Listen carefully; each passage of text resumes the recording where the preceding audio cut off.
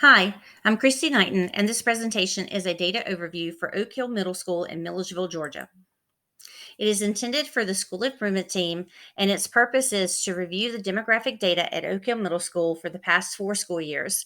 It is also to review the English Language Arts end of grade milestone scores for the school years 2018 2019, 2020 to 2021, and 2021 to 2022 because there was no end of grade milestone in 2019 and 2020. It is also to draw attention to achievement gaps and to suggest action steps. Oak Hill Middle School is part of the Baldwin County School District. It is a Title I school. All students in the school system receive free breakfast and lunches because the system has such a large population of economically disadvantaged students. As you can see, the total enrollment for Oak Hill fluctuates between 1,000 students and nearly 1,200 students. It has a large enrollment because it is the only middle school in the district.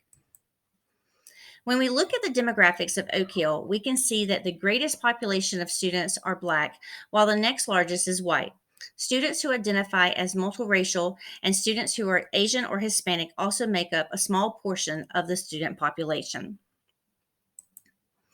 When we begin to look at the subgroups of the student population, we can see that a small portion of students are students with disabilities, hovering between 11 and 14% of the overall population. Students who are limited in their English proficiency make up a much smaller portion at 1 to 2% of the overall population. The biggest percentage of the population comes from the 93% who qualify for free or reduced price meals. Another subpopulation of note is the percentage of students who qualify for gifted services. They are again a small part of the population, between 5 and 7.5% of the population. The enrollment of the school is pretty evenly divided between males and females.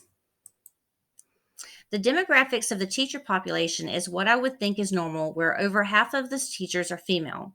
The school has a slight majority of Black teachers with a smaller number of white teachers. There are a few Asian and Hispanic teachers as well. This chart shows us that most teachers have either their bachelor's degree or their master's degree, though a small percentage have a specialist degree.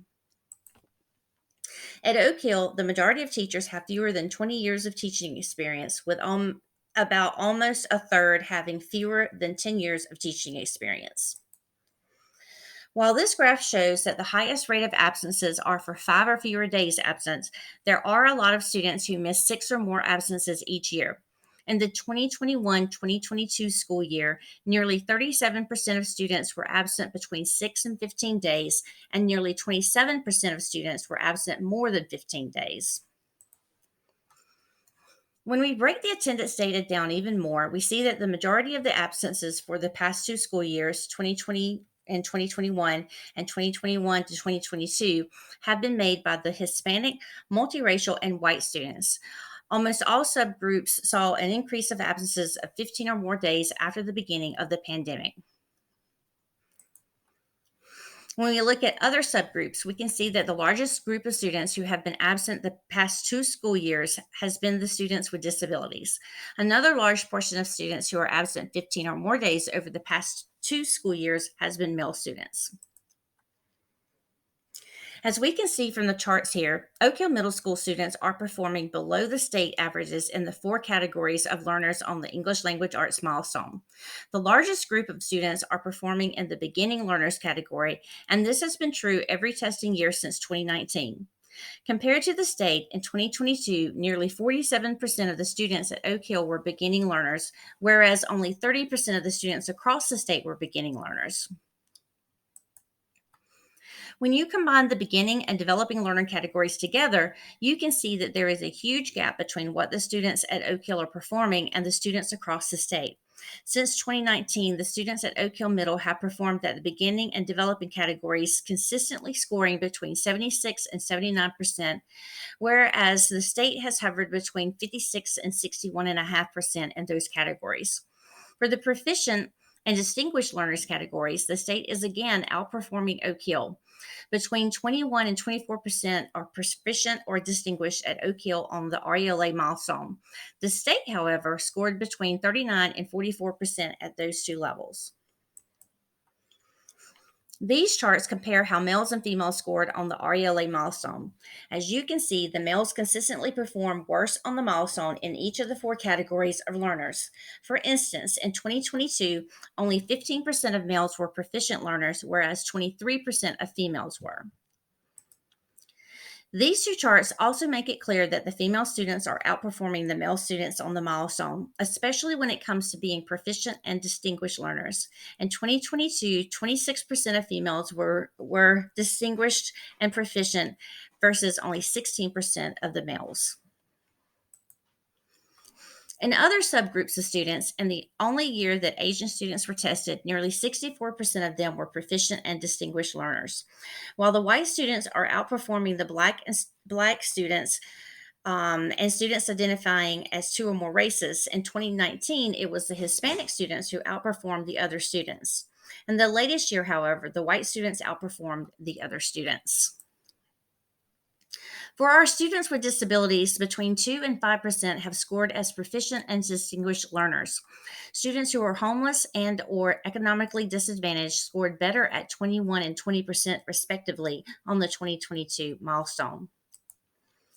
Though the scores aren't milestone related, they do speak to how well students are reading at Oak Hill Middle School. Students at the middle school are performing worse than students across the state for having a Lexile measure greater than 1097, which is where students need to score by the end of their 8th grade year. Less than 50% of the students are meeting the reading expectations. What I noticed is that the students at Oak Hill Middle aren't performing on the RELA milestone as they should. I think I was surprised about how poorly students were actually performing. Some strengths that I saw was that less than 30% of the population is absent more than 15 days a year. I also noticed that female students are performing better than the males on the milestone. Some weaknesses are that not enough students are performing at the proficient and distinguished levels, and that our students with disabilities, economically disadvantaged students, and our homeless students aren't performing well enough. Some next steps that we might take. Teachers may need training on data driven instruction with planning and using formative assessments to modify their lessons. Teachers may need professional development on planning literacy embedded lesson plans to get students reading more by teaching explicit reading strategies. And these would be for all teachers, not just RELA teachers. Teachers may need professional development on how reading correlates to improved writing, spelling, and reading. For as students, though, next steps, a large portion of the student population is considered economically disadvantaged. Students would benefit from reading more. Perhaps the literacy initiative could be begun helping to get more books into the hands of students and helping students read more for pleasure. This would be a literacy initiative with free access to books for these students. Part of the literacy initiative could also be to have students read to elementary students to encourage reading in both sets of students. Thank you for your time and consideration.